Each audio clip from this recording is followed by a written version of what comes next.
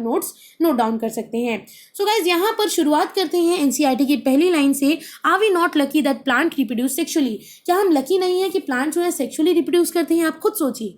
जी हाँ, हम बिल्कुल लकी हैं, बिकॉज जब प्लांट सेक्सुअली रिप्रोड्यूस करते हैं तभी तो हमें इतनी ज़्यादा वेरिएशन देखने को मिलती है, अलग अलग स्पीशीज देखने को मिलती है फ्लावर्स की, प्लांट्स की, राइट।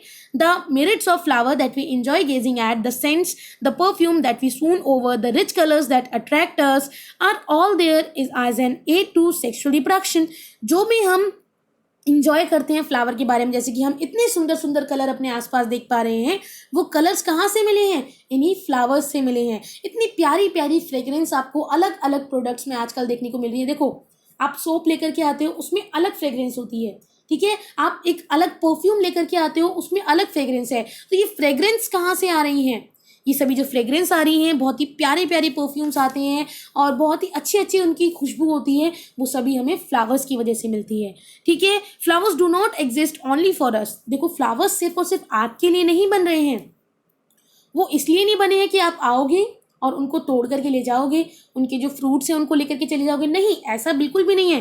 फ्लावर्स जो यहाँ पर बने हैं वो अपनी वजह से बने हैं, अपने लिए बने हैं। एक आम का पेड़ जो है, मैंगो का जो प्लांट है, उस पर जो मैंगो लगते हैं, बड़े ही मीठे मीठे आम लगते हैं, वो सभी जो है आपके लिए है, बिल्कुल आपके लिए बनाता है, लेकिन वो आपको लालच देता है। आपको लालच दिया उसने कहा ये आम को आप खा लो, लेकिन एक कंडीशन है, इस आम को खाने के बाद इसकी गुठली को आप कहीं फेंक देना।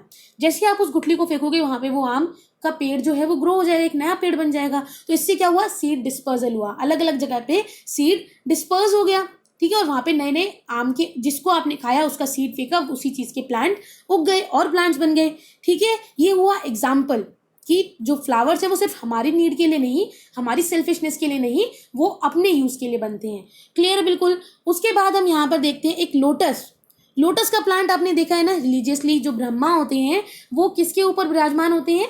लोटस। देखो, हिंदू रिलीजन की बात यहाँ पे मैं कर रही हूँ, उसके अंदर जो हम कहते हैं ना कि ब्रह्मांड को बनाने वाले ब्रह्मा हैं, पूरे वर्ल्ड को बनाने वाले, पूरे इस सृष्टि को बनाने वाले ब्रह्मा है, ठीक है। तो उनका वो किस पर विराजमान होते हैं? वो किस पर बैठते हैं? लोटस पे। किस पे बैठते हैं? लोटस पे। अब लोटस पे बैठने का क्या रीजन है? ये सब देखो चीजें ना, हमारा रिलीजन, चाहे हिंदू रिलीजन हो, मुस्लिम, सिख, ईसाई, कोई भी रिलीजन हो, हम ऐसी बात कर देते हैं जिससे वो रिलीजन बढ़ जाते हैं, लेकिन सभी के रास्ते अलग अलग हैं, लेकिन मंजिल एक ही है कि जिसने इस सृष्टि का निर्माण किया उसके बारे में जानना, ठीक है, उससे कनेक्ट होना। क्लियर है बिल्कुल। तो लोटस के प्लांट पे, लोटस के फ्लावर पे ब्रह्मा इसलिए बैठते हैं बिकॉज लोटस के सीड की वायबिलिटी सबसे ज्यादा होती है, ठीक है। जो सीड है लोटस का वो हजारों साल तक जी सकता है, 1000 ईयर्स तक कम से कम वो सरवाइव कर सकता है। और ऐसा कहा भी जाता है कि हमारे कई सारे साल ब्रह्मा के एक दिन के बराबर होते हैं। कितने दिन के बराबर होते हैं? एक दिन के बराबर होते हैं। तो आप देख सकते हैं ना कि किस तरीके से चाहे कहीं पे भी कोई भी आपका बिलीफ हो, कोई भी रिलीजन हो, कैसे वहां पे साइंस अप्लाई हो रहा है, ठीक है। आप अगर देखो अपने आसपास, आपको बहुत ही सुंदर सुंदर फ्लावर्स देखने को मिलेंगे। एक कॉमन मैन, एक आम आदमी के हिसाब से अगर आप उसे देखो तो वो बहुत ही फ्लावर सुंदर है, ठीक है। उस पर एक बटरफ्लाई आकर के बैठ रही है, बहुत ही अच्छी सीनरी दिख रही है। लेकिन अगर एक साइंस स्टूडेंट, एक डॉक्टर की नजरिए से, एक ऐसे स्टूडेंट की नजरिए से जो साइंस पढ़ रहा है, उसके नजरिए से अगर आप देखोगे तो वो आपके लिए एक सुंदर फ्लावर नहीं है, ठीक है। वो एक अट्रैक्शन पॉइंट है। वो फ्लावर इतना कलरफुल क्यों है, इतना ब्राइट कलर्स क्यों है, इतना सुंदर क्यों है? ताकि वो अट्रैक्ट कर सके किसी इंसेक्ट को, वो इंसेक्ट उसके ऊपर आके बैठेगा, ठीक है। उसके जो पोलन ग्रेन्स है वो उस इंसेक्ट पे स्टिक हो जाएंगे, और फिर वो इंसेक्ट अगर किसी और फ्लावर के ऊपर जाकर के बैठेगा तो वहां पर उसके जो पोलन ग्रेन्स है वो गिर जाएंगे, और इस वजह से क्या होगा?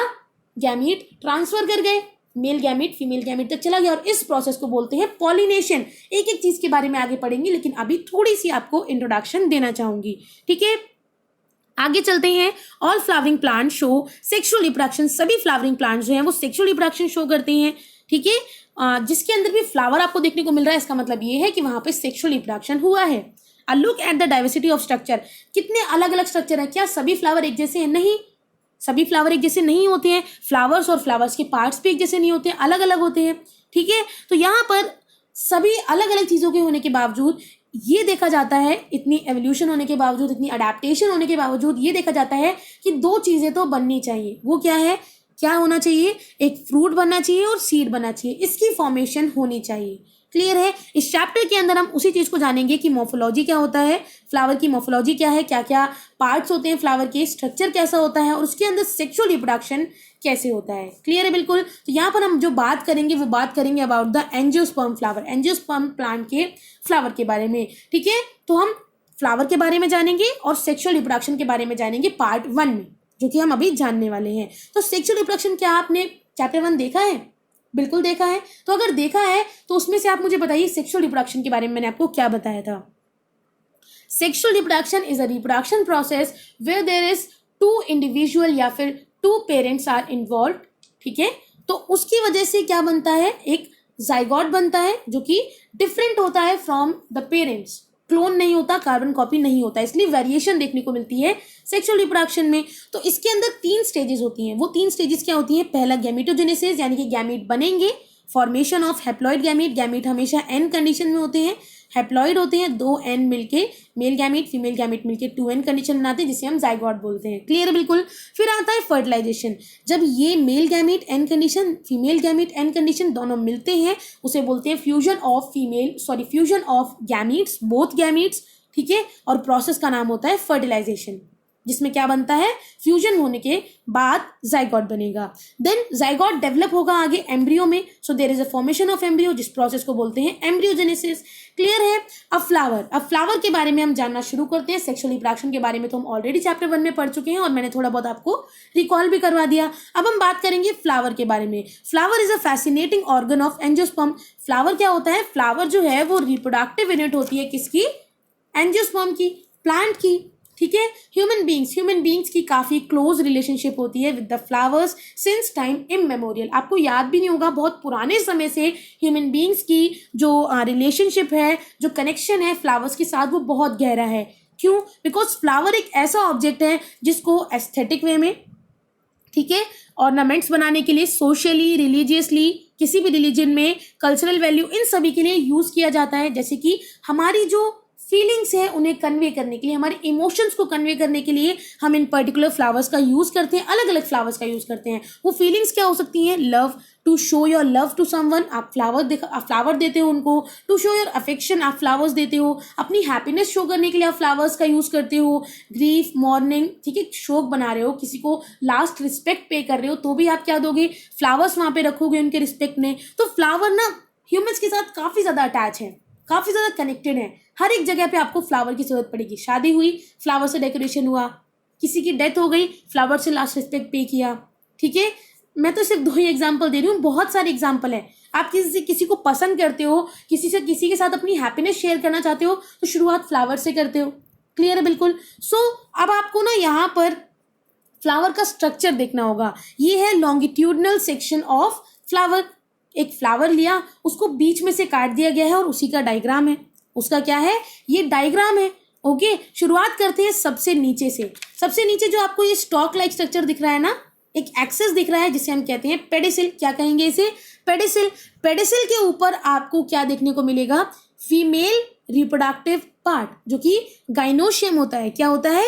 गाइनोशियम होता है। और उस गाइनोशियम के पास 3 चीजें होती हैं, ओवरी, स्टाइल, स्टिग्मा। क्या होता है? ये जो आपको यहाँ पर ऐसे स्ट्रक्चर देखने को मिल रहा है, ओवरी, ये ऊपर फिर ये स्टाइल जाता है और फिर ऊपर ऐसे स्टिग्मा जाता है, जो आपको यहाँ देखने को ही मिल रहा है।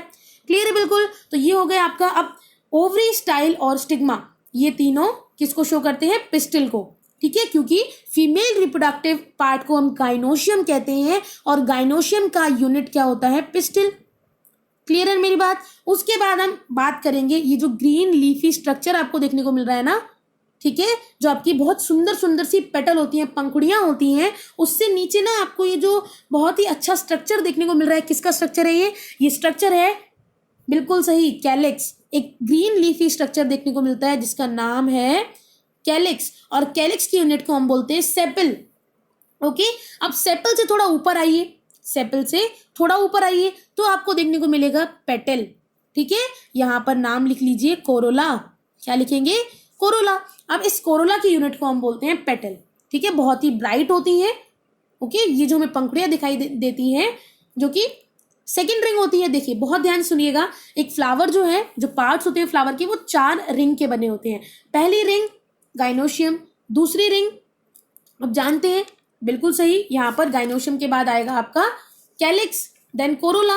देखिए सबसे अंदर गाइनोशियम, उसके बाहर एंड्रोशियम, उसके बाहर कोरोला, सबसे बाहर कैलिक्स। क्लियर है मेरी बात? ठीक है, उसके बाद चलिए हमने कैलिक्स कोरोला सब यहाँ पर डिस्कस कर लिए हैं। और हमने क्या डिस्कस किया है? गाइनोशियम। अब एंड्रोशियम क्या है मैम? ये एंड्रोशियम कहाँ से आया? ये आप देख पा रहे हैं ना, ये स्टॉक लाइक स्ट्रक्चर, ये है फिलामेंट, और ये जो फिलामेंट के ऊपर ये लगा हुआ स्ट्रक्चर है ना, ये कहते हैं एंथर। और ये दोनों किस में आते हैं? ये दोनों, इन दोनों को एक साथ हम क्या कहेंगे? स्टेमन कहेंगे। क्या कहेंगे? स्टेमन कहेंगे, जो कि एंड्रोशियम मेल रिप्रोडक्टिव पार्ट है। क्लियर है बिल्कुल? सो नाउ कैलिक्स और कोरोला जो है वो सेक्सुअल रिप्रोडक्शन में डायरेक्टली भाग नहीं लेते हैं, दे आर द एक्सेसरी वोल्स। ये सीधा सीधा रिप्रोडक्शन में भाग नहीं लेंगे, बट ये जो डेवलपिंग एंड्रोशियम है और गाइनोशियम है उसको प्रोटेक्ट करके रखते हैं। क्लियर है बिल्कुल? इसीलिए इसको रिप्रोडक्टिव स्ट्रक्चर के अंदर इन्वॉल्व किया जाता है। चलिए नेक्स्ट चलते हैं। अब ये आपके सामने ना फ्लोरल डायग्राम है, वो तो एक रियल फ्लावर का डायग्राम था, ये एक बनाया हुआ डायग्राम है, ड्रॉ किया हुआ डायग्राम है, जो कि आपको चीज़ों को थोड़ा आसानी से समझाएगा। शुरुआत करते हैं। ये लॉन्ग स्टॉक लाइक स्ट्रक्चर आपको देखने को मिला था, जो एक्सिस देखने को मिला उसे पेडिसिल कहते हैं। एक ये पेडिसिल है, इसके बाद ये जो ऊपर ऐसा स्ट्रक्चर देखने को मिलता है ना, फूला हुआ स्ट्रक्चर, इसको रिसेप्टिकल या फिर थैलेमस बोलते हैं। क्लियर है? उसके बाद सबसे अंदर कैलिक्स होगा। सबसे अंदर क्या होगा?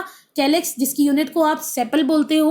उसके बाद उससे ऊपर बहुत ही ब्राइट सुंदर सी पंखुड़ियां होंगी, जिसे आप कोरोला बोलते हो, जिसकी यूनिट को आप पेटल बोलते हो। क्लियर है बिल्कुल? उसके बाद आएगा आपका एंड्रोशियम। क्या आएगा? एंड्रोशियम, जिसके अंदर आपको ये फिलामेंट देखने को मिल रही है और एंथर देखने को मिल रहा है। क्लियर है बिल्कुल? तो इन दोनों को, फिलामेंट और एंथर को एक साथ बोलते हैं स्टेमन। तो एंड्रोशियम की यूनिट क्या है? स्टेमन। ठीक है, और उसके बाद जो हमारा गाइनोशियम है, लास्ट में सबसे अंदर क्या होता है? गाइनोशियम। तो गाइनोशियम जो है वहां पर आपके पास होगा पिस्टल। गाइनोशियम की जो यूनिट होती है उसे पिस्टल बोलते हैं, और पिस्टल के अंदर तीन चीजें होती हैं। पहला स्टिग्मा, दूसरा स्टाइल, ये जो स्टाइल है, ये स्टिग्मा के ऊपर आके आपके पोलन ग्रेन जो है वो स्टिक होते हैं। देन आता है स्टाइल, और लास्ट में आता है ओवरी, जो कि फर्टाइल पोर्शन है। क्या है? It is a fertile portion of the plant, यहीं पे फर्टिलाइजेशन होती है। क्लियर है बिल्कुल? सो जब फ्लावर में बड कंडीशन, जब कोई फ्लावर बड कंडीशन में होता है तो फ्लावर उससे कवर कर लेता है, उसे क्या करता है?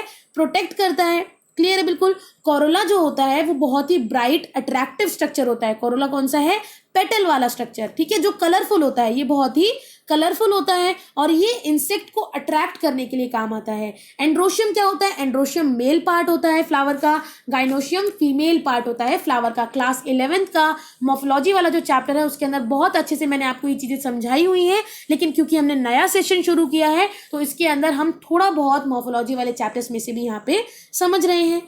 ठीक है ना मेरी बात? बिल्कुल। चलिए उसके बाद आगे चलते हैं। जो आपका एनसीईआरटी में डायग्राम दिया हुआ है ये भी बिल्कुल वही सेम है, जिसको हमने और सिंप्लीफाई करके आगे देख चुके हैं, तो आप लोग इस डायग्राम को भी एक बार देख लीजिएगा। उसके बाद क्या लिखा हुआ है ये तो आपको नहीं पढ़ना है, यहाँ पे तो आपको कुछ मतलब एक्टिविटी करने के लिए दी हुई है। जो इंपॉर्टेंट है वो यहाँ पर है, to a biologist flowers are morphological and embryological marvels and the sites of sexual reproduction. एक बायोलॉजिस्ट के लिए फ्लावर्स जो है मॉर्फोलॉजिकली और एम्ब्रियोलॉजिकली बहुत ही बड़े, इतने बड़े स्ट्रक्चर्स हैं जिनके अंदर आपको सेक्सुअल रिप्रोडक्शन देखने को मिलेगा। ठीक है, क्लास 11th में आपने इस पर्टिकुलर फ्लावर के बारे में बहुत अच्छे से पढ़ा है, डिटेल में पढ़ा है in the chapter morphology of plant. ठीक है, तो वहां पे आपने फ्लावर के डिफरेंट पार्ट्स देखे हैं जो आप यहाँ पर भी पढ़ चुके हो। फिगर 2.1 में ये जो फिगर है ना, इसके अंदर इन्होंने आपको थोड़ा समझाने की कोशिश की है, तो इससे तो आपको समझ में कुछ आया नहीं होगा मुझे पता है, लेकिन जो मैंने समझाया है आई होप आपको उससे थोड़ा बहुत समझ में आ गया होगा। So it will help you to recall parts of a typical flower. Okay, चलिए, can you name the 2 parts in a flower in which the 2 most important unit of sexual reproduction develop. कौन से वो 2 important parts होते हैं जिनमें 2 बहुत ही important unit sexual reproduction की develop होती हैं? Androecium male part, gynoecium female part. Clear है ना? बिल्कुल। चलिए, ये बहुत ही इंपॉर्टेंट इन्फॉर्मेशन है जो आपको नोट डाउन करनी है, एनसीईआरटी में नहीं दी हुई है। ठीक है, सबसे छोटा फ्लावर कौन सा है? वोल्फिया। उसके बाद आते हैं सबसे बड़े फ्लावर पे, it is Rafflesia arnoldii. National flower is Nelumbo nucifera, lotus. ठीक है, उसके बाद एंथोलॉजी, कमल का फूल है ये। ठीक है, एंथोलॉजी यानी कि जब हम फ्लावर की स्टडी करते हैं तो उस स्टडी को बोलते हैं एंथोलॉजी। अब फ्लावर होता क्या है? Flowers are reproductive organ of plant. अगर किसी प्लांट के पास फ्लावर है इसका मतलब वो रिप्रोडक्शन करेगा, ठीक है। So it is a reproductive organ of plant. Flower कैसे बनते हैं? Flower is the modified shoot. Flower क्या होते हैं? Flower are the modified shoot, जिसके पास आपको नोड्स और इंटर नोड्स देखने को मिलेगी, जो कि किसके लिए होती है? सेक्सुअल रिप्रोडक्शन को करने के लिए काम आती है। क्लियर है बिल्कुल। सो नोड्स क्या होती हैं? आप मेरे से आप पूछना चाहोगे मैम हमें नहीं समझ में आया, नोड्स और इंटर नोड्स क्या होते हैं? देखिए, नोड्स क्या होती हैं? जहां से लीफ निकलती है।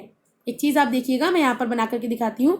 ये आपका एक स्टेम है, ये आपके बीच बीच में स्ट्रक्चर्स हैं जहां से लीफ निकल रही है। क्या निकल रही है?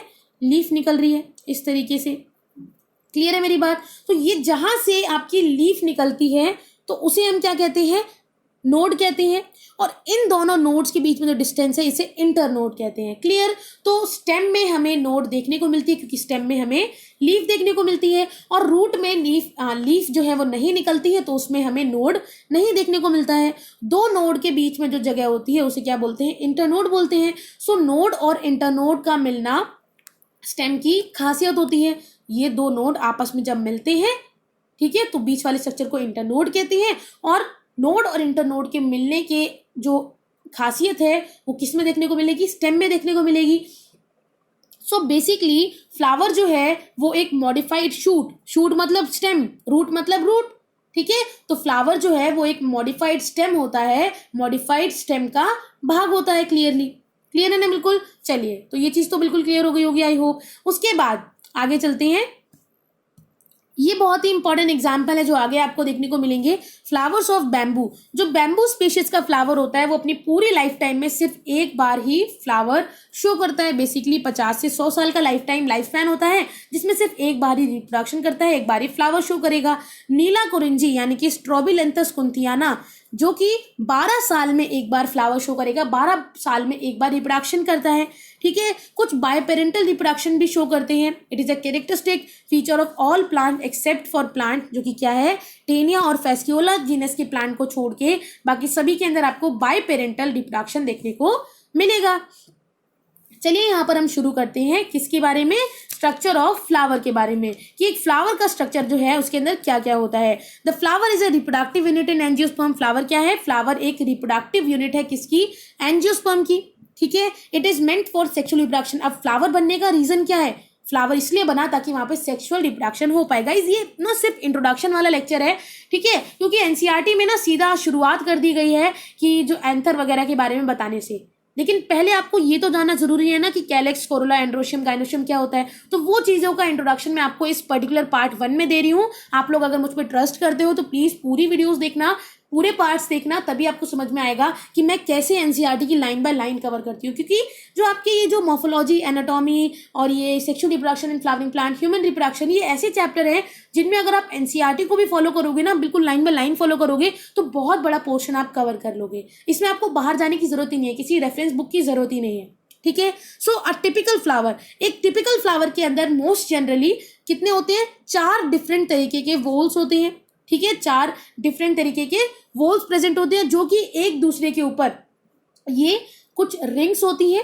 We see 4 types of rings in typical flower, और ठीक है, जो कि ये रिंग जो है एक के ऊपर एक सक्सेसिवली अरेंज होती हैं। जिस फ्लावर के स्टॉक पे ये अरेंज होती हैं उसे हम क्या कहते हैं? पेडिसिल कहते हैं। क्या कहते हैं? पेडिसिल। कुछ इस तरीके से था ना, कुछ इस तरीके से ये क्या था? पेडिसिल था आपका, स्टॉक लाइक स्ट्रक्चर, एक्सेस, और उसके साथ साथ इस ये पेडिसिल हो गया। यहाँ पर आपको ये जो स्ट्रक्चर देखने को मिलेगा ना, फूला हुआ स्ट्रक्चर, इसको क्या बोलते हैं? इसको थैलेमस बोलते हैं। क्लियर है बिल्कुल? द स्वोलन एंड, ठीक है, जो फूला हुआ स्ट्रक्चर जो होता है किसका? पेडिसिल का, उसे हम थैलेमस बोलते हैं। ये पेडिसिल है, ये पेडिसिल का एंड है, इस एंड से शुरू होता है एक फूला हुआ स्ट्रक्चर जिसे हम थैलेमस बोलते हैं। दीज 4 स्ट्रक्चर्स आर, अब आपको कहा गया है यहाँ पे 4 डिफरेंट तरीके के स्ट्रक्चर्स होते हैं जो किस पे प्लेस होते हैं? एक पेडिसिल पे प्लेस्ड होते हैं। पेडिसिल के ऊपर थैलेमस से फूला हुआ स्ट्रक्चर जिसके ऊपर वो प्लेस्ड है। अब वो 4 स्ट्रक्चर क्या है? कोई आपसे ये पूछ ले तो आप क्या कहेंगे? आप यहाँ पे कहेंगे कि वो 4 स्ट्रक्चर है calyx, Corolla, androecium and gynoecium, ठीक है। थैलेमस के ऊपर पहला रिंग बना हुआ होता है उसे हम कैलिक्स कहते हैं, ठीक है, जिसकी यूनिट को हम क्या कहते हैं? सेपल्स कहते हैं। कैलिक्स एंड कोरेला जो है वो डायरेक्टली यहाँ पे भाग नहीं लेते हैं रिप्रोडक्शन में, वो एक्सेसरी ऑर्गन्स का काम करते हैं। क्यों? बिकॉज यहाँ पे कैलिक्स और कोरोला का मेन काम होता है एंड्रोशियम और गाइनोशियम को प्रोटेक्शन प्रोवाइड करना। वो एक कवरिंग बना लेते हैं, कवर्स ऐसा बना लेते हैं जिससे कि क्या होता है, जिससे मेल रिप्रोडक्टिव पार्ट और फीमेल रिप्रोडक्टिव पार्ट को एक प्रोटेक्शन मिलती है। तो इसीलिए हमने कैलिक्स और कोरोला को भी यहाँ पर इंक्लूड किया है in the structure of reproductive flower. Clear है बिल्कुल, ये चीज तो क्लियर हो गई ना। ओके, उसके बाद कई ऐसे फ्लावर्स होते हैं, जैसे कि अगर मेन में बात करूं तो मैं बात करना चाहूंगी यहाँ पे मोनोकॉट की। ठीक है, आई होप मैंने आपको सारी चीजें बता दी है। 4 रिंग होती हैं, 4 रिंग होती हैं। एक सेकेंड, मैं आप लोगों को समझाना ही चाहूंगी सीधा। ठीक है, ये देखिए, ये है आपका कुछ इस तरीके से, चलो डायग्राम बना लेते हैं। ये है आपका पेडिसिल, पेडिसिल के ऊपर इस तरीके से प्रेजेंट है थैलेमस। अब इस थैलेमस में मैंने क्या कहा था, थैलेमस के एंड से ही आपकी चारों रिंग बननी शुरू होती है। फर्स्ट रिंग जो है उससे निकलती है ये ग्रीन लीफी लाइक स्ट्रक्चर, जिसे आप कहते हो कैलिक्स। क्या कहते हो, कैलिक्स। और इसके किसको कहते हो, इसके यूनिट को कहते हो सेपल। क्लियर है ना मेरी बात बिल्कुल। ये आपका पेडिसिल है और ऊपर वाला जो स्वोलन स्ट्रक्चर है ये थैलेमस है। क्लियर है मेरी बात बिल्कुल। उसके बाद अब यहाँ पे कैलिक्स तो बन गया, अब सेकेंड रिंग आई। 4 रिंग है ना टोटल। पहली रिंग में कैलिक्स, सबसे बाहर कैलिक्स, ग्रीन लीफी स्ट्रक्चर। उसके बाद आती है सेकेंड रिंग। सेकेंड रिंग में क्या बनेगा, आपका कोरोला बनेगा। क्या बनेगा, कोरोला बनेगा। क्लियर है मेरी बात बिल्कुल। ठीक है, ये क्या है, कोरोला, जिसको हम पेटल बोलते हैं। ये ना बहुत ही कलरफुल होता है, ब्राइट स्ट्रक्चर होता है, कलरफुल स्ट्रक्चर होता है। ठीक है, ये सेकेंड रिंग में प्रेजेंट होता है, जिसे हम कोरोला कहते हैं। इसकी यूनिट पेटल होती है। उसके बाद क्या बनेगा, कोई बता सकता है उसके बाद क्या बनेगा। थर्ड रिंग में आपका एंड्रोशियम बनेगा। क्या बनेगा, एंड्रोशियम। एंड्रोशियम क्या है, मेल रिप्रोडक्टिव पार्ट है। ये क्या है, ये आपके एंथर है और ये आपका फिलामेंट है। क्लियर है मेरी बात बिल्कुल। सो थर्ड रिंग में बनेगा एंड्रोशियम। इसकी यूनिट क्या होती है, ये एंथर और फिलामेंट को एक साथ मिलाकर बोलते हैं स्टेमेन। क्लियर है मेरी बात। अब लास्ट में सबसे अंदर क्या प्रेजेंट होता है, सबसे अंदर प्रेजेंट होता है आपका गाइनोशियम, जो कि 4th लिंक पे प्रेजेंट होगा। और वो कहाँ प्रेजेंट होगा, वो कुछ इस जगह पे प्रेजेंट होगा। बना दें यहाँ पर, चलिए बना देते हैं इस तरीके से, कुछ इस तरीके से। ठीक है, ये क्या है, ये आपका गाइनोशियम है। और गाइनोशियम की यूनिट को हम क्या बोलते हैं, पिस्टिल। एंड्रोशियम की यूनिट को बोलते हैं स्टेमेन, गाइनोशियम की यूनिट को बोलते हैं पिस्टिल। तो अगर आपसे कोई सीक्वेंस पूछ ले अंदर से बाहर, ऑर्डर अगर आपसे कोई पूछ ले, तो आपको याद रहना चाहिए अंदर से बाहर सबसे पहले होता है गाइनोशियम, देन होता है आपका एंड्रोशियम, उसके बाद होता है आपका कोरोला यानी कि पेटल्स, देन आपकी सेपल्स यानी कि कैलिक्स। और अगर बाहर से अंदर कोई पूछ ले तो इसका बिल्कुल अपोजिट, सबसे बाहर calyx, then corolla, then androecium, then gynoecium. Clear है बिल्कुल। तो ये याद रखिएगा, सबसे अंदर गाइनोशियम प्रेजेंट होता है। ओके, अब देखिए मेरी एक बात ध्यान से सुनिएगा। एंड्रोशियम की यूनिट जब स्टेमेन होती है तो स्टेमेन 2 पार्ट्स में डिवाइड होता है। स्टेमेन 2 पार्ट्स में डिवाइड होता है, एंथर और फिलामेंट। एक एक के बारे में पढ़ूंगी।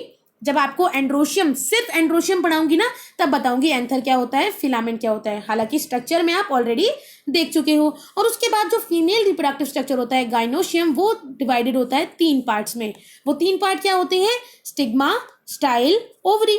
ठीक है, तो यूनिट क्या होती है गाइनोशियम की, कार्पल या फिर पिस्टिल। क्लियर है मेरी बात। सो flower is the reproductive unit in the angiosperm, जो कि सेक्सुअल रिप्रोडक्शन के लिए बनता है। जो एंजियोस्पर्म प्लांट होते हैं उनमें जो फ्लावर होते हैं वो उसके रिप्रोडक्टिव पार्ट कहलाते हैं। क्लियर है मेरी बात, ये चीज समझ में आ गई आपको।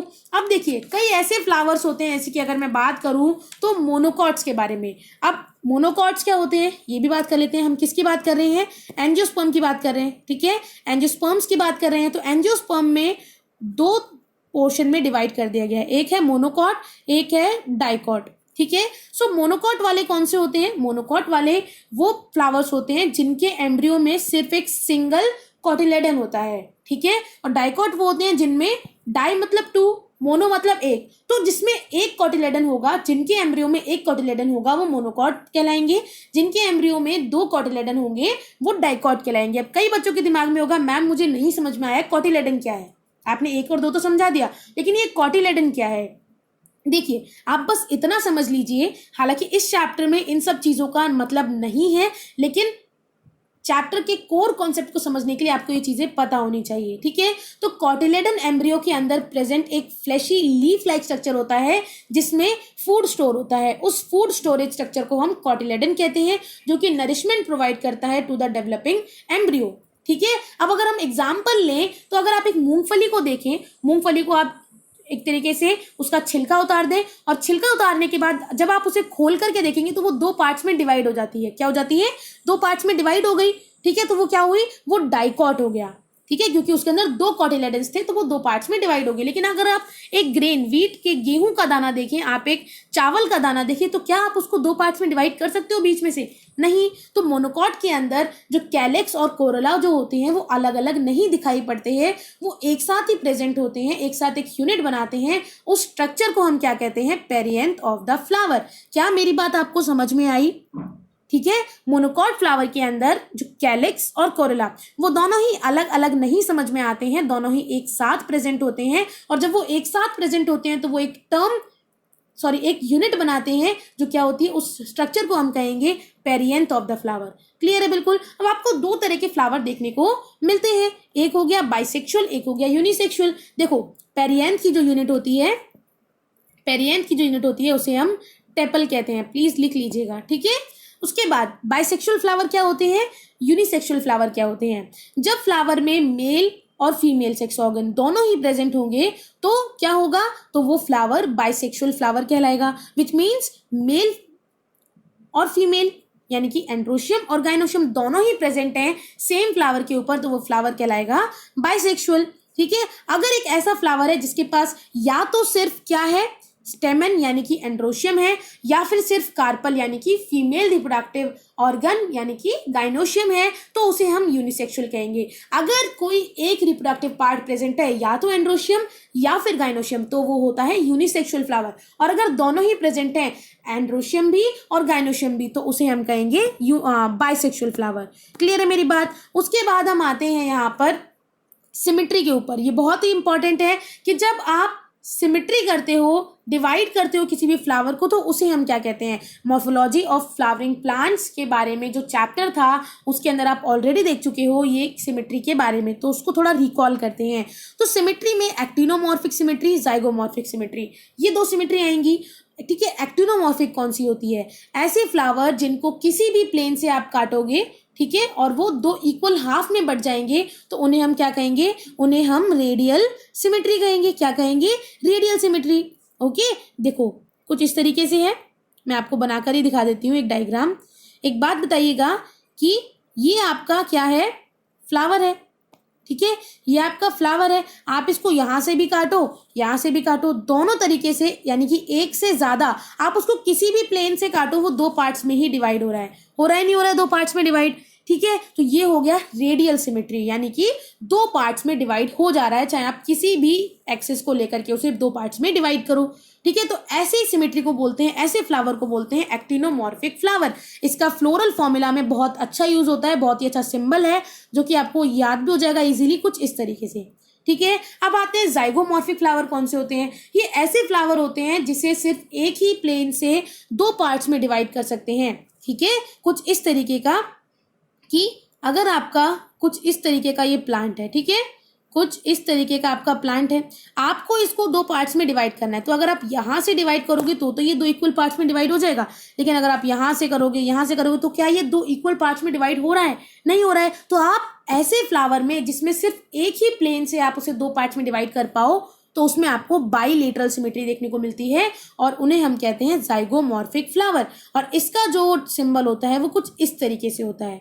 क्लियर है मेरी बात? बिल्कुल, ठीक है। तो जाइगोमॉर्फिक का सिंबल ये होगा और एक्टिनोमॉर्फिक फ्लावर का सिंबल ये होगा, जो कि आपके फ्लोरल फॉर्मूला में यूज होता है, ठीक है। तो यहाँ पर डेफिनेशन के तरीके से देख लेते हैं। एक्टिनोमॉर्फिक फ्लावर वो होते हैं, they are the flower which can be divided into 2 equal radial half. 2 equal halves में उसे डिवाइड कर सके हम, किसी भी एक पोर्शन को मान के, यहाँ से डिवाइड किया, यहाँ से, यहाँ से, यहाँ से, हर जगह से वो 2 इक्वल पार्ट्स में ही डिवाइड हो रहा है, तो ऐसे फ्लावर को बोलेंगे एक्टिनोमॉर्फिक फ्लावर। एग्जाम्पल है मस्टर्ड, धतूरा और चिली, ये सभी एनसीईआरटी के एग्जाम्पल है, एक भी एग्जाम्पल बाहर से नहीं है, तो आप जानते हैं कि एनसीईआरटी कितनी ज़्यादा इंपॉर्टेंट है। फिर हम आते हैं जाइगोमॉर्फिक पे। When a flower can be divided into two similar half, जब हम एक फ्लावर को दो इक्वल हाफ्स में, दो एक जैसे सिमिलर हाफ्स में डिवाइड कर सकें, लेकिन सिर्फ एक पर्टिकुलर प्लेन से। यानी कि अगर हम इस फ्लावर को हमने अभी बनाया था ना, इसको अगर हमें डिवाइड करना है तो ऐसे ही डिवाइड कर सकें। अगर ऐसे डिवाइड करेंगे तो ये हाफ में डिवाइड नहीं होगा, सिर्फ एक ही प्लेन से उसे हाफ में डिवाइड कर सकते हैं, तो उसे हम बोलते हैं जाइगोमॉर्फिक फ्लावर। ठीक है, एग्जाम्पल है पी, गुलमोहर, बीन, केशिया। और इसका डायग्राम फ्लोरल फॉर्मूला में क्या था, इसका सिंबल परसेंटेज वाला। ठीक है, उसके बाद आते हैं एसिमेट्रिक। अब ये एसिमेट्रिक क्या होते हैं आप ये भी जान लीजिए। Generally a flower is a asymmetric और इरेगुलर।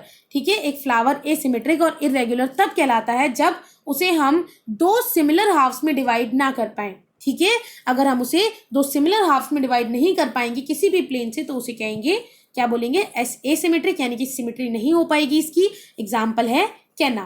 ठीक है, तीनों के एग्जाम्पल याद हो जाएंगे, लिख लिए ना एग्जाम्पल। चलिए, अब फ्लावर में भी ट्राइमेरस, टेट्रामेरस और पेंटामेरस। एक फ्लावर जो है वो ट्राइमेरस होगा अगर उसके अंदर 3 सेपल और 3 पेटल्स प्रेजेंट होंगी। जनरली क्या होता है, फ्लावर में एक ही समान देखने को मिलेंगी आपको, जैसे कि जितने पेटल हैं उतने ही आपको सेपल देखने को मिलेंगे। जनरली, हमेशा नहीं बोल रही हूँ, लेकिन जनरली जितने पेटल उतने ही सेपल देखने को मिलेंगे। तो अगर 3 पेटल 3 सेपल हैं तो क्या होगा, वो ट्राइमेरस। अगर 4 हैं तो टेट्रामेरस, और अगर 5 है तो पेंटामेरस। ठीक है, तो फ्लोरल अपेंडेजेस जो होते हैं उनका सीक्वेंस जब अगर 3, 4 या 5 तरीके से होगा तो उसे हम, अगर 3 का होगा तो ट्राइमेरस, 4 का टेट्रामेरस और 5 का तो पेंटामेरस। क्लियर है मेरी बात बिल्कुल? ठीक है, अब देखो, बहुत ही इंपॉर्टेंट बात बताने वाली हूं कि फ्लावर में कई बार पेडिसिल के ऊपर उभरा हुआ स्ट्रक्चर दिखाई पड़ता है, जिसे हम क्या कहते हैं, ब्रैक्ट कहते हैं। जिसे हम क्या कहते हैं, ब्रैक्ट कहते हैं। समझ लीजिए, ये पेडिसिल है। ठीक है, ये थैलेमस है आपका, ये आपका कैलिक्स है यहाँ पर, उसके बाद आपका ये कोरोला है, यही स्ट्रक्चर था ना। देन आपका ये एंड्रोशियम है, देन आपका लास्ट में ये क्या है, गाइनोशियम है। ठीक है, तो इसके बाद ये जो आपका पेडिसिल वाला स्ट्रक्चर है, यहाँ पे आपको कुछ कैसे स्ट्रक्चर देखने को मिल रही है, कुछ उभरा हुआ स्ट्रक्चर देखने को मिल रहा है। मतलब एक रिड्यूस्ड लीफ आपको देखने को मिल रही है जो पेडिसिल के बेस पे दिखाई पड़ती है, तो उसको हम क्या बोल रहे हैं, ब्रैक्ट। क्या बोलेंगे इसको, ब्रैक्ट। क्या होता है कि फ्लावर में कई बार पेडिसिल के ऊपर उभरा हुआ एक स्ट्रक्चर दिखाई पड़ता है जिसे हम ब्रैक्ट कहते हैं। डायग्राम समझ में आ गया ना आपको? ठीक है, नाउ एक रिड्यूस्ड लीफ जब वहां पे आपको देखने को मिलेगी जो पेडिसिल के बेस पे दिखाई पड़ती है, उसे हम क्या कहते हैं, ब्रैक्टिएट। उस स्ट्रक्चर को ब्रैक्ट कहते हैं और उसकी लीव्स को क्या कहते हैं, ब्रैक्टिएट कहते हैं। लिखा होगा यहाँ पर, चलो शायद नहीं लिखा हुआ है, आप याद रखिएगा, ब्रैक्टिएट कहते हैं। ठीक है, और अगर यहाँ पे एक बात बहुत अच्छे से ध्यान रखिएगा, फ्लोरल विद ब्रैक्ट्स, जिन फ्लावर्स के पास ब्रैक्ट होगा उनके पास रिड्यूस्ड लीफ देखने को मिलेंगी। क्या देखने को मिलेंगी, रिड्यूस्ड लीफ आपको देखने को मिलेंगी जो पेडिसिल के बेस पे प्रेजेंट होंगी, और उन्हें हम कहेंगे ब्रैक्टिएट। ठीक है, और ऐसे फ्लावर जिसके पास ब्रैक्ट नहीं होंगे उन्हें हम कहेंगे ई ब्रैक्टिएट। मेरी बात क्लियर हो गई है? सो ब्रैक्ट आर ग्रीन कलर। ठीक है, साफ सीधी बात है, लीफी स्ट्रक्चर्स होते हैं लेकिन रिड्यूस्ड लीफ स्ट्रक्चर, तो ग्रीन कलर के होते हैं जो कि पेडिसिल के बेस पे प्रेजेंट होते हैं, और इन्हें हम कहते हैं ब्रैक्टियोल्स। क्लियर है मेरी बात बिल्कुल? ठीक है, अब आते हैं एपिकैलिक्स पे। अब ये एपिकैलिक्स क्या होता है, देखो, ब्रैक्टियोल्स आप पढ़ चुके हो, स्केली अपेंडेजेस जो हमें पेडिसिल के ऊपर देखने को मिले। ठीक है, ये पेडिसिल है, यहाँ पर आपको ये जो ब्रैक्टियोल्स जो देखने को मिल रहे हैं ना, ये क्या है, ये सभी ब्रैक्टियोल्स है। दे आर ब्रैक्टियोलेटेड, जब जिसके पास ब्रैक्टियोल्स प्रेजेंट होंगे उन फ्लावर्स को कहेंगे ब्रैक्टियोलेटेड फ्लावर। जब ये जो आपका पेडिसिल है इसके ऊपर आपके क्या बने हुए हैं, ब्रैक्टियोट बने हुए हैं। जब ये ब्रैक्टियोट कैसे बने होंगे, ये आपकी पेडिसिल हो गई, और ये जो आपके ब्रैक्टियोस बने हुए हैं ये स्ट्रक्चर इस पूरे पे इस तरीके से रिंग बना लेंगे, उस तरफ भी ऐसे होंगे, रिंग बना लेंगे।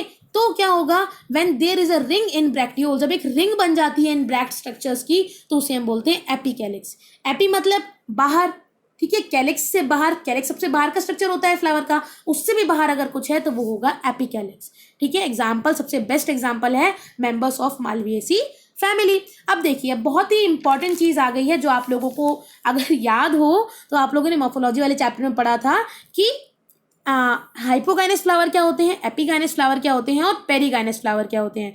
ठीक है, तो एक एक करके हम पढ़ना शुरू करते हैं कि हाइपो कौन से होते हैं और एपी कौन से होते हैं, पेरी कौन से होते हैं। देखिए, ये सभी जो आपको फ्लावर देखने को मिलेंगे सभी के सभी गाइनोशियम के रिस्पेक्टिव में होंगे। ठीक है, गाइनोशियम के रिस्पेक्टिव में कैलिक्स, कोरोला और एंड्रोशियम, इन सभी की पोजीशन क्या है, ठीक है, उसे हम 3 कैटेगरी में डिवाइड करेंगे।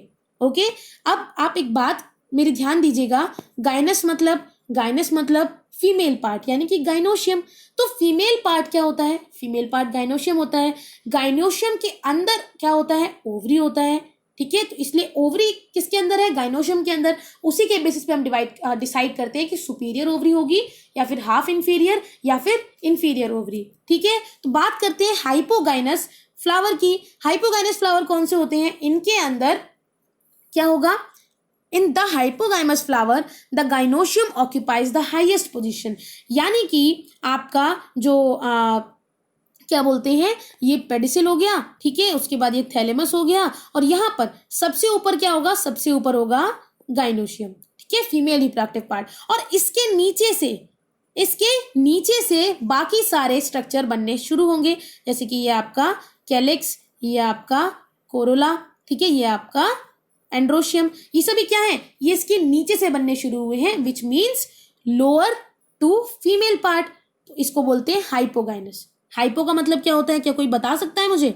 हाइपो का मतलब होता है लोअर, ठीक है, हाइपो का मतलब होता है लोअर, और गाइनस मतलब गाइनोशियम। तो गाइनोशियम से नीचे जब बाकी सारे स्ट्रक्चर्स जो हैं वो बनते हैं, मतलब ऐसे फ्लावर जिनमें गाइनोशियम से नीचे बाकी सारे कैलेक्स, कोरोला, एंड्रोशियम ये सब बनेंगे, उसे हम हाइपोगाइनस फ्लावर कहते हैं, ठीक है। विच मीन्स गाइनोशियम जो है वो हाईएस्ट पोजीशन पे होगा, जबकि बाकी के जो दूसरे पार्ट्स होंगे वो गाइनोशियम के नीचे होंगे। जब गाइनोशियम के नीचे होंगे तो गाइनोशियम सबसे ऊपर है, फीमेल पार्ट सबसे ऊपर है। सबसे ऊपर होने की वजह से जो ओवरी है वो सुपीरियर कहलाएगी। कैसी कहलाएगी? सुपीरियर कहलाएगी। आप जैसे यहाँ पर देख सकते हो, ये देखो गाइनोशियम है यहाँ पर, ठीक है, और सारी चीजें गाइनोशियम से नीचे से शुरू हो रही हैं, ठीक है, तो इसमें कैसी कहलाएगी? Superior ovary. क्लियर है मेरी बात? चलिए नेक्स्ट चलते हैं, एग्जाम्पल भी देख लीजिएगा प्लीज, ठीक है। Mustard, China rose and brinjal सभी के सभी एनसीईआरटी के एग्जाम्पल हैं। फिर हम चलते हैं एपीगाइनस फ्लावर की तरफ। Epigynous flower, in epigynous flower the margin of thalamus grows upward enclosing the ovary completely and getting fused with it। देखो इसमें बहुत इंपॉर्टेंट पार्ट होता है थैलेमस का। ये आपका पेडिसिल है, इसमें जो आपका थैलेमस है वो स्वोलन नहीं बल्कि कुछ इस तरीके का बन जाता है कि जो आपकी क्या बोलते हैं गाइनोशियम है वो उसके अंदर धस सके, यानी कि इसके अंदर यहाँ पर बन सके। वो क्या होगी? वो अंदर होगी, और फिर यहाँ पर जो आपका क्या बोलते हैं बाकी के जो स्ट्रक्चर्स हैं फ्लावर के वो यहाँ से बनने शुरू होंगे। तो देखिए ये तो अंदर की तरफ है और इससे ऊपर सारी चीजें बन रही हैं फ्लावर की। गाइनोशियम से अंदर है और फिर उसके गाइनोशियम के ऊपर से बनने शुरू हुए हैं कैलेक्स, कोरेला, एंड्रोशियम, ठीक है, इसके ऊपर से बनने शुरू हुए हैं। तो ऐसी चीज को बोलेंगे एपी। एपी का मतलब अपर साइड, ठीक है, जो फीमेल पार्ट है उससे ऊपर होंगे बाकी के सारे स्ट्रक्चर। ऐसे फ्लावर जिनमें जो आपके बाकी के जो फ्लावर के स्ट्रक्चर हैं कैलेक्स, कोरोला और एंड्रोशियम, ये गाइनोशियम से ऊपर होंगे। एपी मतलब ऊपर, गाइनस मतलब गाइनोशियम। तो गाइनोशियम से ऊपर जब ये सारे पार्ट्स बनेंगे उसे हम कहते हैं एपीगाइनस फ्लावर, ठीक है। In epigynous flower the margin of the thalamus grows upward, जैसे कि मैंने आपको दिखाया था अभी, ठीक है, ताकि वो कंप्लीटली कवर कर ले। क्या कर ले? कंप्लीटली ओवरी को कवर कर ले। And the other parts of the flower arise, ठीक है, ताकि वो कवर हो जाए और बाकी के पार्ट्स जो हैं फ्लावर्स के वो उसके ऊपर से बनने शुरू हो, ठीक है। तो यहाँ पर आपको जो ओवरी देखने को मिलेगी वो कैसी ओवरी देखने को मिलेगी? इंफीरियर। इंफीरियर मतलब अंदर, ठीक है, कुछ इस तरीके से तो था, यहाँ पर आपकी ओवरी आ गई थी, तो इंफीरियर मतलब अंदर की तरफ। Example guava, cucumber and the ray florets of sunflower. जो सनफ्लावर है ना आपका, वो सनफ्लावर, अगर आप मेरी बात माने तो सनफ्लावर पूरा का पूरा फ्लावर नहीं है, वो एक इनफ्लोरेसेंस है, ठीक है, वो एक इनफ्लोरेसेंस है। अब आते हैं पेरीगाइनस। हमने अगर गाइनोशियम सबसे ऊपर होगा उसके नीचे से बाकी पार्ट्स होंगे तो हाइपोगाइनस। अगर गाइनोशियम अंदर होगा, अंदर की तरफ, और बाकी के सारे पार्ट्स जो हैं कैलेक्स, कोरोला, एंड्रोशियम वो ऊपर की तरफ से बनने शुरू हुए हैं तो एपीगाइनस। अब ये पेरीगाइनस क्या है? पेरीगाइनस का मतलब है जब मिडल पार्ट्स हैं। एक बार डायग्राम देख लें, डायग्राम देख लें एपीगाइनस का। देखो यहाँ पर देखो, ये है आपका एपीगाइनस का डी वाला डायग्राम। एनसीईआरटी में है ना ये डायग्राम, बिल्कुल। तो यहाँ पर आप देख सकते हैं ये रही आपकी ओवरी, गाइनोशियम फीमेल पार्ट जो अंदर की तरफ धसा हुआ है और थैलेमस ने उसको पूरी तरह से कवर कर लिया है, ठीक है, और उसके ऊपर से बाकी चीजें बन रही है कैलेक्स, ये आपका कोरोला, ये आपका क्या है? एंड्रोशियम। क्लियर है? बिल्कुल। अब आते हैं पेरीगाइनस पे। पेरीगाइनस मतलब मिडिल में। पेरीगाइनस मतलब मिडिल में। जब मिडिल में ये सब चीजें शुरुआत बननी शुरू होती है, ये आपकी है गाइनोशियम। तो देख सकते हैं ये मिडल पार्ट हो गया, यहाँ से बनना शुरू हुआ, ये मिडल पार्ट हो गया। जब इसके बीच से, ना तो ऊपर से ना तो नीचे से, बीच से जब बनने शुरू होंगे ये स्ट्रक्चर, तो उसे बोलेंगे पेरीगाइनस। क्लियर है मेरी बात? If gynoecium is situated in the centre, gynoecium centre में प्रेजेंट है और जो बाकी के जो पार्ट्स हैं वो उसके मिडल से बनने शुरू हो रहे हैं, थैलेमस के मिडल से बनने शुरू हो रहे हैं, ऑलमोस्ट सेम लेवल पे, तो उसे हम पेरीगाइनस कहते हैं। और यहाँ पे आपकी ओवरी हाफ इंफीरियर होती है। क्यों? बिकॉज आधी अंदर होती है, आधी बाहर होती है। इंफीरियर मतलब अंदर। Example plum, rose and peach. ठीक है, अब हम देखते हैं द पार्ट्स ऑफ फ्लावर। ठीक है, कंबाइन कर ले, कोप अप कर ले, लास्ट में कंक्लूजन रख लेते हैं। तो क्या क्या पार्ट्स हमने देखे? फ्लावर के एक्सिस में पेडिसिल देखा और थैलेमस देखा। फ्लावर के एक्सिस में ये पेडिसिल और ये थैलेमस। इस थैलेमस के ऊपर एक लीफी स्ट्रक्चर प्रेजेंट था जिसको हमने क्या कहा? कैलिक्स कहा। ठीक है, इस कैलिक्स के ऊपर आपको थोड़ी ब्राइट कलरफुल स्ट्रक्चर देखने को मिला जो पेटल थी, जिसे हमने कोरोला कहा। जिसे हमने क्या कहा? कोरोला कहा। अब कोरोला के ऊपर क्या प्रेजेंट है? कोरोला के यहाँ पर उसके बाहर यानी कि कोरोला के अंदर क्या प्रेजेंट है? एंड्रोशियम प्रेजेंट है। एंड्रोशियम मतलब मेल रिप्रोडक्टिव पार्ट, जिसमें ये फिलामेंट है और ये एंथर है, और दोनों की यूनिट को एक साथ मिलकर बोलते हैं स्टेमन। ठीक है, और उसके बाद सबसे अंदर क्या प्रेजेंट है? गाइनोशियम यानी कि फीमेल रिप्रोडक्टिव पार्ट, जो इस तरीके से कुछ प्रेजेंट होता है। क्लियर है मेरी बात? तो आई होप आपको ये सारी चीजें समझ में आई होंगी। तो एक बार वापस से एक बार डेफिनेशन की तरह आपको बताना चाहूंगी that parts of a flower. Pedicel क्या होता है? Pedicel is the stock of the flower. जो ये एक्सिस आपको देखने को मिलता है, जो थैलेस नहीं होगा, थैलेमस होगा। यहाँ पर जो थैलेमस होता है, it is stem portion of the flower which is found at the base. ठीक है, ये वाला पोर्शन। ठीक है, the internodes are short with less number of leaves, hence the receptacle is usually not the largest part. यहाँ पर जो internodes होती हैं वो छोटी होती हैं, लीव्स से छोटी होती हैं, कम नंबर में होती हैं, इसलिए जो हमारा थैलेमस होता है उसको लार्जेस्ट पार्ट ऑफ फ्लावर नहीं कहा जाता है। सेपल्स, सेपल्स की जो कलेक्शन होती है, यानी कि सेपल्स किसकी यूनिट है? कैलिक्स की यूनिट है। ठीक है, so they are the outermost, सबसे बाहर कैलिक्स प्रेजेंट होता है। Okay, so that are usually but not always green. Usually ज्यादातर ही ग्रीन स्ट्रक्चर ही देखने को मिलता है, बट नॉट हमेशा। Okay, now they have a leaf like appearance. इनकी लीफ की तरह ही अपीयरेंस होती है और इन्हें हम क्या कहते हैं? कैलिक्स कहते हैं। इनका मेजर एडवांटेज क्या है? That they help in the protection of the flower parts during the early development of the flower और द बर्ड। ठीक है, मैंने आपको कहा था ना कि ये एक्सेसरी ऑर्गन्स होते हैं, कैलिक्स और कोरोला। ये रिप्रोडक्शन में भाग नहीं लेते हैं, लेकिन प्रोटेक्शन का काम करते हैं। एंड्रोशियम और गाइनोशियम को प्रोटेक्ट करते हैं। पेटल्स की बात कर ले। पेटल्स की यूनिट को हम क्या बोलते हैं? सॉरी, कोरोला की यूनिट को क्या बोलते हैं? Petal. So the collection of petal, जब बहुत सारी पेटल्स मिलती हैं तो उसको बोलते हैं corolla. These are the larger than the sepal. ये सेपल से बड़ी होती हैं एंड ये कहाँ प्रेजेंट होती हैं? सेपल के ऊपर प्रेजेंट होती हैं। सबसे बाहर क्या प्रेजेंट होता है? कैलिक्स, उसके ऊपर कोरोला, उसके अंदर क्या होता है? बिल्कुल सही, एंड्रोशियम, सबसे अंदर गाइनोशियम। ठीक है, petals are usually called as corolla which is the attractive. ये सबसे अट्रैक्टिव पार्ट होता है फ्लावर का, जो कि प्रोटेक्शन प्रोवाइड करता है अगेंस्ट इंसेक्ट। ठीक है, जब इंसेक्ट उसके ऊपर अटैक करेंगे तो वो प्रोटेक्शन प्रोवाइड करेंगे, वाइल अट्रैक्टिंग जो स्पेसिफिक इंसेक्ट जिसको उन्हें अट्रैक्ट करना है, सिर्फ उसी इंसेक्ट के लिए वो यहाँ पर स्पेसिफिक रहते हैं। क्लियर है बिल्कुल? और किस वजह से, कैसे अट्रैक्ट करेंगे? Because of their bright colour. बहुत ही अच्छे कलर्स के होते हैं, ब्राइट कलर्स के होते हैं, कलरफुल होते हैं। ठीक है, और जब वो उसको क्या करेंगे? अट्रैक्ट करेंगे, तो वो एक प्रोसेस कहलाएगा, पॉलिनेशन का प्रोसेस। ठीक है, अब जो लीफ लाइक ऑर्गन हैं, सेपल्स और पेटल, जब ये एक साथ प्रेजेंट होते हैं, अलग अलग नहीं होते हैं, तो उसे हम पेरियंथ ऑफ फ्लावर कहते हैं। ये सब चीजें आप पढ़ चुके हो, बस आप रिवाइज कर रहे हो। ठीक है, carpels, they are located in the upper centre of a flower. Carpel कहाँ होते हैं? ये फ्लावर के अपर पोर्शन में प्रेजेंट होते हैं और यूजुअली 1 या 1 से ज्यादा नंबर में प्रेजेंट होंगे। कार्पल को यहाँ पर गाइनोशियम कहा जाता है, यानी कि फीमेल रिप्रोडक्टिव पार्ट। यहाँ पे 3 चीजें होती हैं, ओवरी, स्टाइल और stigma. Ovary is the structure which is present at the base of the carpel and is a region which is enlarged at the bottom and narrow at the top. ठीक है, ये क्या है? कुछ ऐसा structure होता है, ये यहाँ से तो बड़ा होता है और यहाँ से एक बहुत ही पतला ट्यूब लाइक स्ट्रक्चर बन जाता है। तो वही बताया हुआ है ना, नैरो एट द टॉप। ठीक है, और इसके पास, ओवरी के पास क्या होते हैं? ओवरी के पास ओव्यूल्स होते हैं। It is the main fertility area, यहीं पर फर्टिलाइजेशन होगा। उसके बाद स्टाइल, स्टाइल क्या होती है? It is a slender neck like portion. ये आपकी ओवरी, ये क्या हो गया?